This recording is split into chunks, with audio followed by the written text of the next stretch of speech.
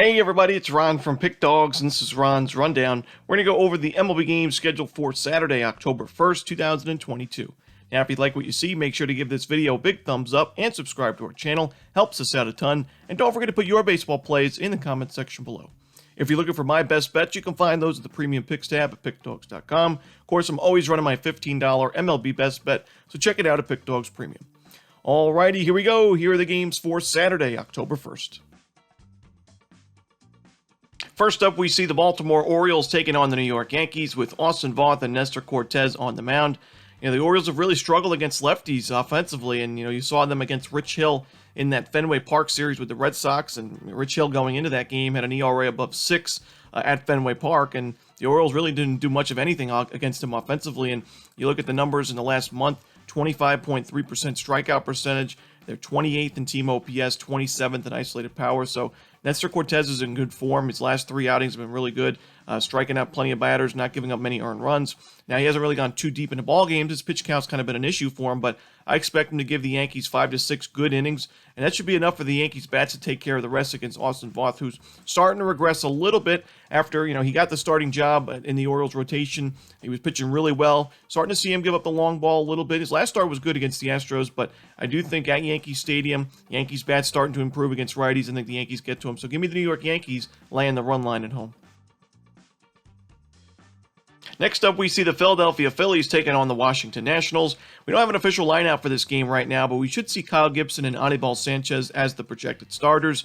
We can expect the Phillies are going to be pretty big favorites in this game. They do have the much better record, and they're actually playing for something right now. The Phillies trying to make that NL wildcard spot for the postseason.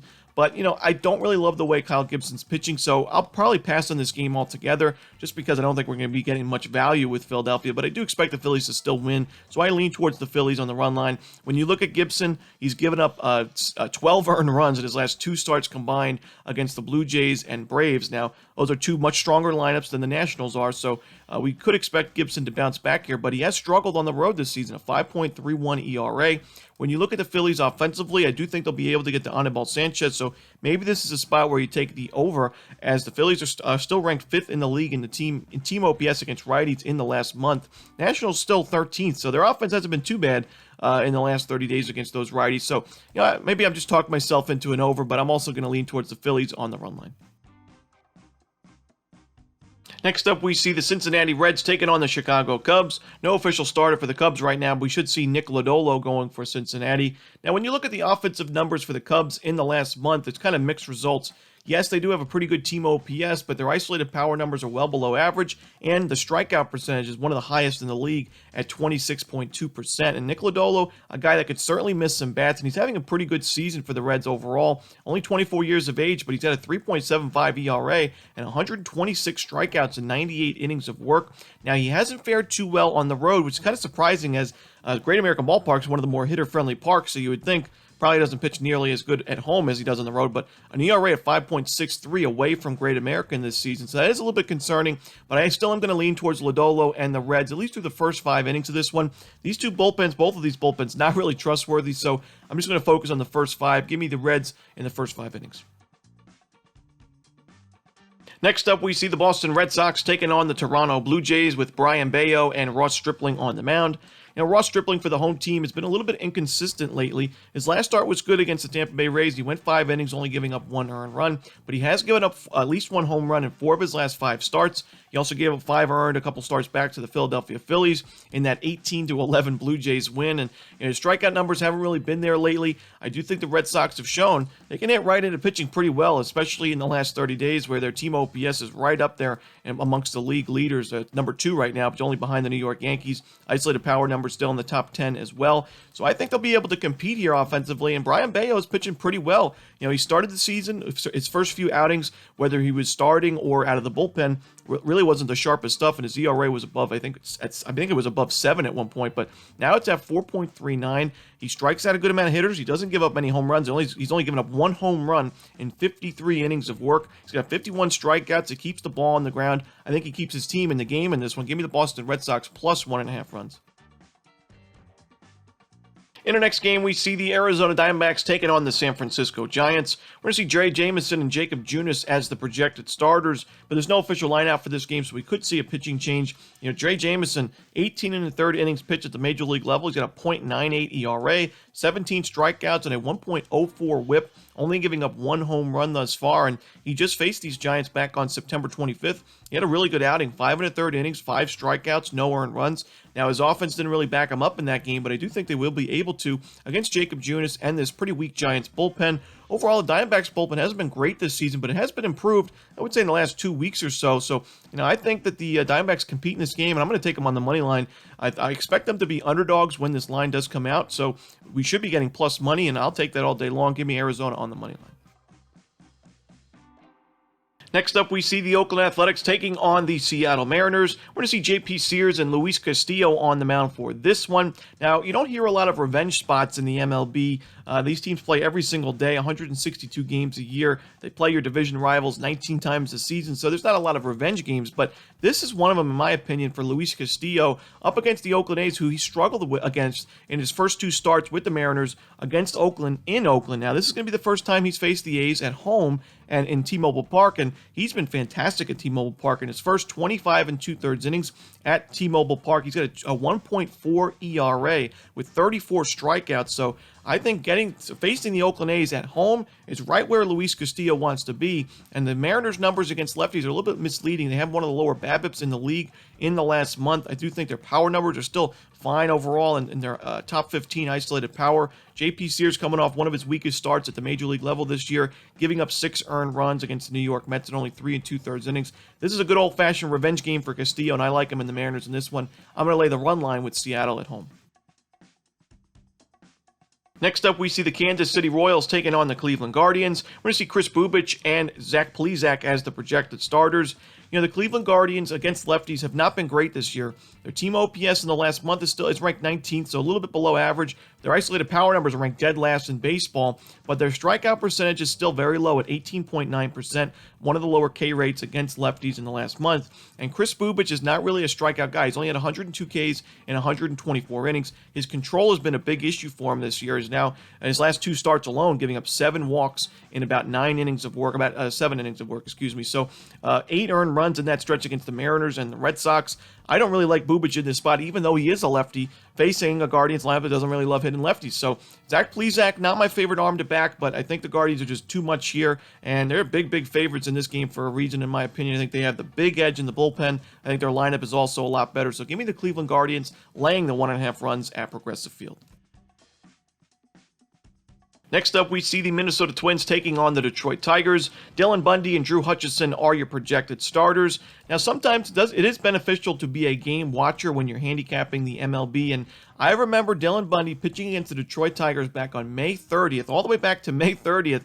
I remember that start against Detroit where he went 6 innings, he had 3 strikeouts, he gave up 4 earned runs and 9 base hits, and really, that line doesn't really even tell the full story. He was pitching pretty well in the first couple innings of that game, and then started to get into some trouble, and then it seemed like he could not buy an out if he tried, and that's where I don't really want to back him in this game. This is his first start against Detroit since that start back in the end of May. I don't love Bundy's chances in this one, and Drew Hutchison on the other side, I certainly don't love his chances, as he's regressed since his strong start to the year, now giving up plenty of home runs and a lot of sharp contact, not really striking out many guys, and actually starting to walk some batters as well, which you never want to see from a guy who's a pitch-to-contact guy. The Minnesota Twins' numbers offensively have not been great, but I think this total is set way too low. Give me the over in this Bundy-Hutchison matchup. Next up, we see the Miami Marlins taking on the Milwaukee Brewers with Edward Cabrera going for Miami. No official starter for the Brewers right now. It's tough to back the Marlins in this game, in my opinion, even though they've been competitive lately. They took the first game of this series. They were playing pretty well against the New York Mets. Their offense starting to pick it up, but Edward Cabrera is really regressing, and that's what scares me in this one. He's given up at least 1 home run in each of his last 5 starts. His strikeout numbers are going down, which you'd never want to see a guy who's really dependent on strikeouts only have 3, 4 strikeouts in his last 4 games. I don't like to see that, and especially The last two starts against the Nationals and Cubs, they were set up to be pretty good outings against pretty weak lineups, but he gave up in 8 2/3 innings, 6 earned runs and 2 home runs with only 7 strikeouts. I don't love that. And the Milwaukee Brewers have been really good against righties, especially at home this season, and I think they'll be able to get to Cabrera for a few runs. They have the much better pitching staff, in my opinion, as well. So give me the Milwaukee Brewers laying the run line at home. Next up, we see the Pittsburgh Pirates taking on the St. Louis Cardinals. Luis Ortiz and Jordan Montgomery are your projected starters. Now, I think when you're taking the run line underdog in the MLB or even the puck line in hockey as the underdog getting 1.5 goals, I think you obviously you can still win your play if the team loses by 1 and you cover the 1.5 runs, but I don't think you should take a run line unless you think that there's still a chance that that underdog could win the game outright. And the Pittsburgh Pirates, I don't think they will win this game outright, but I think there's a chance. But when you look at Luis Ortiz pitching so well in his first 3 games, 15 1/3 innings, 17 strikeouts, only 2 earned runs allowed, no homers allowed. He's in good form going into this one. He's still pretty unfamiliar with a lot of those Cardinals hitters and hasn't faced them in his career yet. So, I do think that he could keep the Pirates in this ballgame. When you look on the other side, Jordan Montgomery, not in the best of form. His last start giving up 6 earned runs to the Los Angeles Dodgers, 3 home runs in that one. He's now getting up at least 1 home run in each of his last 3 games, which is not what you want to see. So I do think the Pirates have a chance in this one. And when you look at the St. Louis Cardinals, they are huge favorites in this game, but the total's only 6.5 runs. So getting those 1.5 runs with Pittsburgh, you're getting almost 33% of the total just in the spread right there at plus 1.5. I think there's some value to that, especially when you look at the odds. You're getting almost plus money odds getting those 1.5 runs. Even in some books, you might be getting plus money odds. So give me the Pittsburgh Pirates plus the 1.5 runs. I expect a low scoring game and a 1-run game either way you slice it. Next up, we see the New York Mets taking on the Atlanta Braves. Max Scherzer and Kyle Wright are your projected starters. There's no doubting Max Scherzer is still one of the best pitchers in the MLB, even in his later years of his career, age 38 season. But Kyle Wright is also in really good form right now. His last 8 starts, the Braves have won all 8 of those games. He's missing bats. He's limiting the home run ball. In his last 3 games combined, only 1 home run allowed. He's keeping the ball on the ground. His ground ball to fly ball ratio, I keep talking about that for Kyle Wright because he is, in my opinion, a ground ball specialist. He's got a 37-20 ground ball to fly ball ratio in the month of September so far. That's exactly where you want to see it. And even though Edwin Diaz is probably the best closing pitcher in baseball this year, I still think the Braves have the better bullpen overall. I trust their lineup just a little bit more as well. And with them being the home team and getting plus money, I just got to take it. So give me the Atlanta Braves on the money line. Next up, we see the Tampa Bay Rays taking on the Houston Astros. Shane McClanahan and Christian Javier are your starters. Shane McClanahan's not in good form, I gotta say. Even though he had a really good start to the season and was probably the favorite to win the American League Cy Young, that's no longer the case. In his last 2 outings, giving up 9 earned runs combined in those 9 innings against the Blue Jays and Astros, 4 home runs as well. And the big worry for me, other than the 4 home runs, is only 5 strikeouts in those 9 innings. He is a strikeout specialist, 192 Ks in 161 innings, but he's only had 5 in his last 9, and that includes a start against these Houston Astros, who really hit lefties very well, especially at Minute Maid Park. So I just can't back McClanahan, even though, getting plus 120 odds with McClanahan is not going to be something we're going to see very often in his long career. He's still only 25 years of age. So I'm going to take the Houston Astros just until I see McClanahan sharpen up. Hopefully he can before the playoffs because the Rays are going to need him. But give me the Houston Astros on the money line. Next up, we see the Chicago White Sox taking on the San Diego Padres with Dylan Cease and Mike Clevenger on the mound. This has been a disappointing year for the White Sox, and you got to worry about the White Sox and similar teams like the Twins, the Angels, the Red Sox, teams that had expectations that failed to meet those expectations. You worry about their motivation levels after they've been eliminated from the playoffs. Do they really even want to be on the field right now? But Dylan Cease still has an outside chance, not a great chance, but Justin Verlander's still the big favorite, but he has a small chance, Cease does, in the American League Cy Young race. And he's got a 2.06 ERA. He's got a 1.63 ERA away from home. He's still got 222 strikeouts in 179 innings, and he's in really good form lately. Overall, hasn't given up a single home run in his last 5 starts. He's facing a Padres team that offensively haven't been great against righties. They're 19th in team OPS against right-handers in the last 30 days, and 22nd in isolated power. So I think Cease could have a good outing, keep his team in this ball game, and even though the White Sox may not be motivated at the plate, Mike Clevenger has not been very good this season, and his last start, 5 earned runs allowed to the Colorado Rockies. And that was at Coors Field, but overall he's been struggling no matter who he's facing and where he's pitching, not striking out many batters, giving up a lot of home runs and walks. So give me the Chicago White Sox for the first 5 innings of this one. I think Cease keeps them competitive, and at a pretty good price, I'll take the White Sox.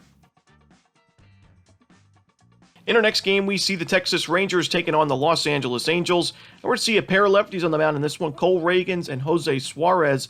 Now, the Angels have actually been pretty solid offensively in the last month, especially against left-handed pitching, which they face here in the struggling Cole Ragans, who is 0-3 with that 5.4 ERA. I really can't trust Ragans in this spot. When you look at the Angels' numbers against lefties, their strikeout percentage is way down from where we're used to seeing it. Their team OPS is number 2 in the league. Their isolated power also number 2 in the league. So I think they get to Ragans for quite a few runs in this one. And, Jose Suarez is a lefty, like I mentioned, and the Rangers don't really hit lefties very well away from home. They've crushed lefties at home, not so much on the road. Suarez is good enough, in my opinion, to keep the Angels competitive, and I think the Angels' bats take care of the rest. Give me the Los Angeles Angels laying the 1.5 runs at home. And in our final game of the night, we see the Colorado Rockies taking on the Los Angeles Dodgers. Kyle Freeland and Michael Grove are your starters. No official lineup for this game right now, though, so we could see a pitching change. But when you look at Kyle Freeland, when you look at his home starts, not pitching very well at all at Coors Field, which is no surprise there, but a 6.00 ERA at Coors. But on the road, 3.18 ERA. In fact, he hasn't given up more than 3 earned runs in a single road start since his game on July 9th against the Arizona Diamondbacks. So he has been pitching very well away from home. If there was a spot where a Rocky starter had success in this series, I think this would be the one. And when you look at the other side, Michael Grove, he doesn't have the best numbers. He kind of has strange numbers. 24 innings pitched. His xFIP is very high, but his expected ERA is very low. So not really a large sample size to make a judgment call on his game right now. But he's still pitching good enough here. And when you look at the Rockies offensively away from home, whether it's a lefty or a righty on the mound, they have just not been the same. So give me the under in this Rockies-Dodgers game to end the night. And that's it. Those are the games for Saturday, October 1st. Hope you enjoyed this video. If you did, don't forget to leave that like and subscribe. And don't forget to put your baseball picks in the comments section below. Again, if you're looking for my best bets, you can find those at Pick Dawgz Premium. As always, this is Ron Romanelli. Good luck.